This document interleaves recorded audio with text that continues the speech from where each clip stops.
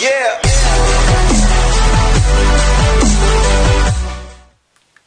Hey everyone, welcome back to the channel with this very exciting movie review. Of course, I am Nathaniel Ahart, and today I am here to review Spider-Man Across the Spider-Verse, obviously the sequel to the highly, insanely, critically successful film Spider-Man Into the Spider-Verse, which follows Miles Morales as Spider-Man and his journey after getting bitten by a radioactive spider. And here we are, the second time around. It's been a long time in the making, this film, a good 5 years. I mean, it's crazy to even think. I know, like, when I saw this movie, like, people who were there with me aren't even with us anymore. So it's crazy to think how much time has passed since seeing the first film. But this was certainly one of my most anticipated movies of the year, if you remember from my video I posted earlier at the beginning of this year. And with good reason. I mean, look, Into the Spider-Verse, I think it is a phenomenal film. I've never loved it quite as much as everyone else. Like, it's definitely one of the best Spider-Man movies, but I don't even like it more than No Way Home, which I have a review on this channel. And look, I mean, obviously it's more of an artistic film, but it's never quite hit me emotionally as hard as some other films in the Spider-Man universe have. Not to say that there isn't legitimate depth and emotion to it, which is why I think it's so great. On top of all the visual stuff that they were doing with the 2D and the 3D animated styles, obviously Phil Lord and Chris Miller have been firing off on all cylinders for the past decade. Still have to see the 21 Jump Street movies. Obviously the Lego movie is amazing. So many great things that they have done, not Solo. But still, this to me might be the culmination of all their work, this series in particular. And what I will say, what I expected from Across the Spider-Verse going in, my predictions were it could be one of the best Spider-Man movies of all time. It could be the best Spider-Man movie of all time. I predicted it was going to be the best movie of the year. And yeah, that's about it. And I'll tell you this, I might have been right on all fronts, because look, this film is so masterful in every single way, especially from an animation standpoint. This might as well be the most jaw-dropping, most beautifully animated film ever made. And besides maybe stop motion, I really think that the way they blend all these styles together, every single moment of this film is so articulately animated with such vivid detail, small little details that you won't even see until the second or third time you watch this movie. It is absolutely incredible what the filmmakers pulled off in making this film. This is not just an animated film. This is really pushing the medium forward in a way that not even the first movie had. And obviously that made the Nathaniel Ahart and Company's top 100 greatest films of all time. So that's saying a lot if this movie's even pushing the envelope even further. I mean, my goodness. And I'll tell you what, another prediction I had about this movie, it was going to be better than the first. And I think that this is better than the first in almost every single way, because not only is the animation so groundbreaking, especially the way they include all these different spider people and how there's all these different clashing animated styles all in one film, but they fit together in such a wonderful way that it doesn't feel distracting at all. There's like watercolors segments of the film, there's CG in there as well, and there's also like a almost Italian Renaissance part of the movie, which is crazy, and another great bit which I won't spoil, but if you guys haven't seen the movie, you will love it, and for those of you who have seen it, you will be laughing hysterically. I think you know what I'm talking about.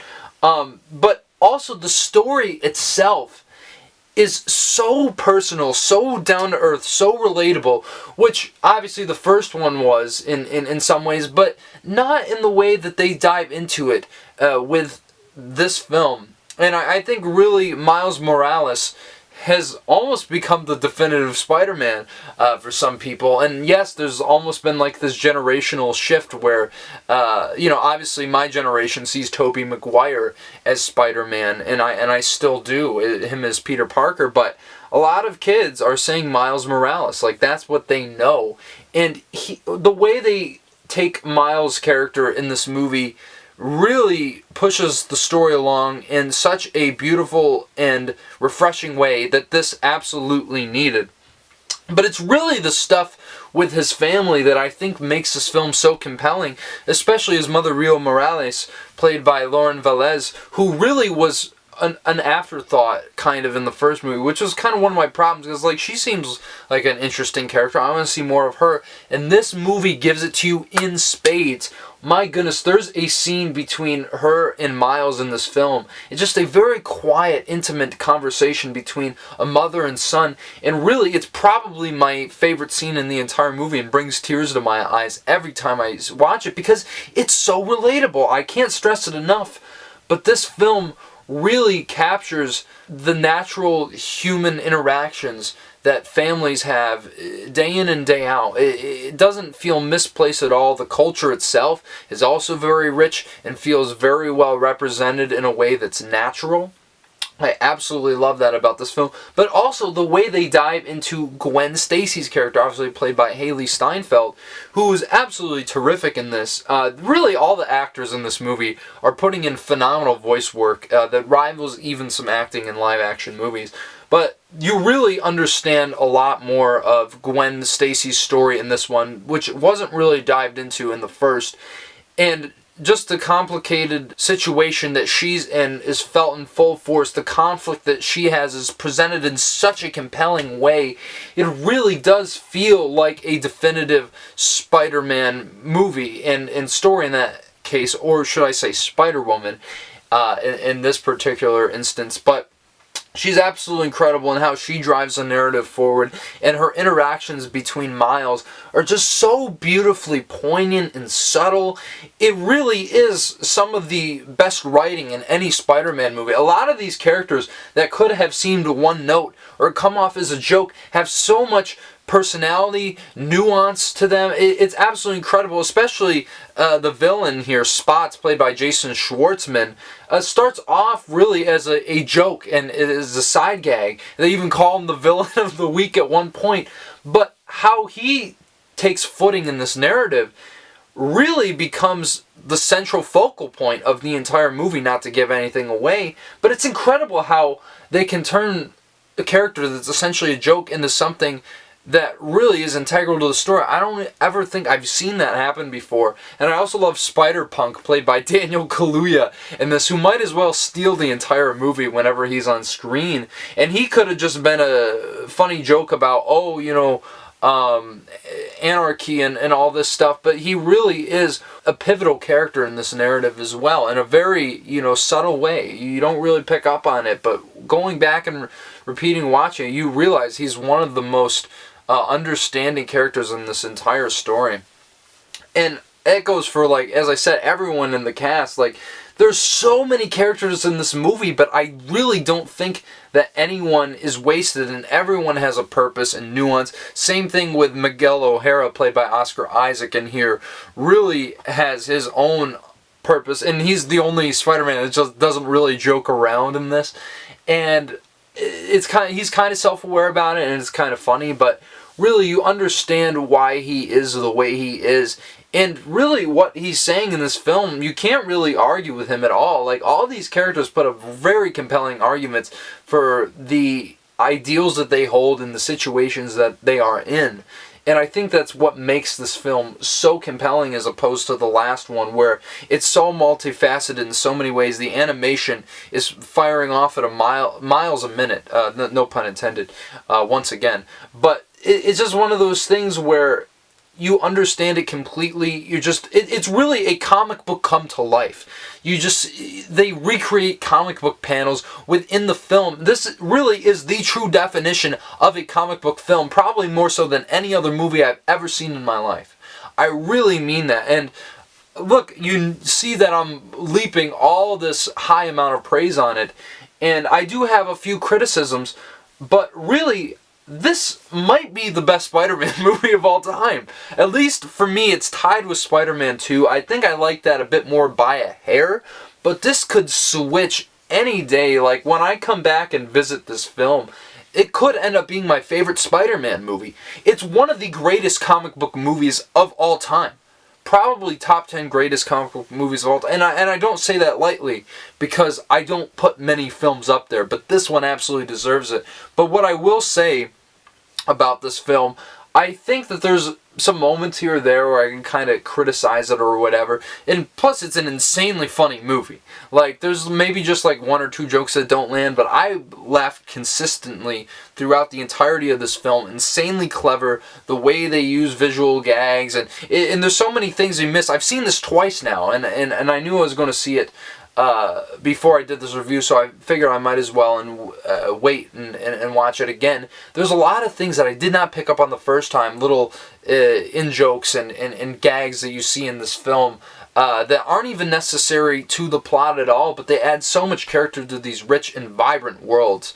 It's absolutely incredible. But I think Peter B. Parker, obviously played by Jake Johnson in this, I think he's played a bit more as a joke in this as opposed to the first one, where he is a funny character, but you know, you understand him a lot more. He's a bit too zany in this, and but even with that being said, he still has great moments to shine, and that reveals a lot of more character depth with him that was present in the first one with his character. And that's the thing, I can't really take it away.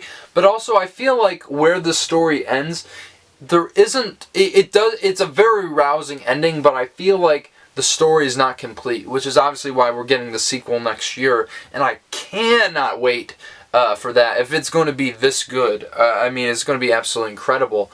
But really, I just think little things like that hold it back from being the absolute definitive Spider-Man movie. It really is the Empire Strikes Back of the series, and I was saying this before going in, and now it's the highest rated film on Letterboxd, which is crazy, but I almost believe it. And I don't think it's quite that good. It's not like one of the greatest movies of all time, but hey, in time, who knows how this is going to be considered. But right now, I absolutely love this movie. I really think that this is finally going to be the first uniformly great Spider-Man trilogy. Which is crazy because it's not even centered on Peter Parker. It's Miles Morales. And just the love and care that went into these films, you can feel in every single frame. This is such a great artistic statement in a way I feel the Tom Holland movies aren't. So even though I may have been more emotionally impacted by something like No Way Home, I think what is crafted here not only is impactful in its own right, but on such an artistic level that's even hard to comprehend how this came out of the minds of so many people. Look, this is the best movie I've seen all year. I don't question for a second that this is going to make my top 10 of the year. I do not see 10 movies coming out this year that are going to be better than this.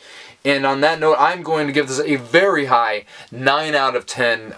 My goodness, I don't know what else I can say about this film except it's absolutely incredible. You guys have to see it. I'm so glad this is the first movie this year that was one of my most anticipated that did not disappoint me in any regard.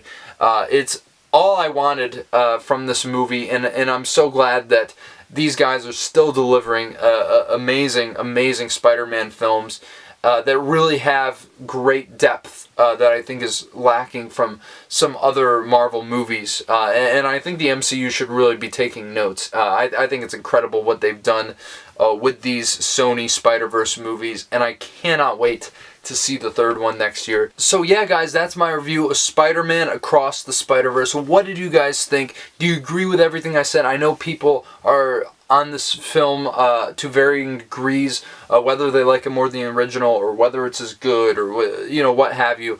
But there's no denying that this is a phenomenal achievement. Probably will win the Oscar for Best Animated Feature unless Miyazaki really comes up with something good this year.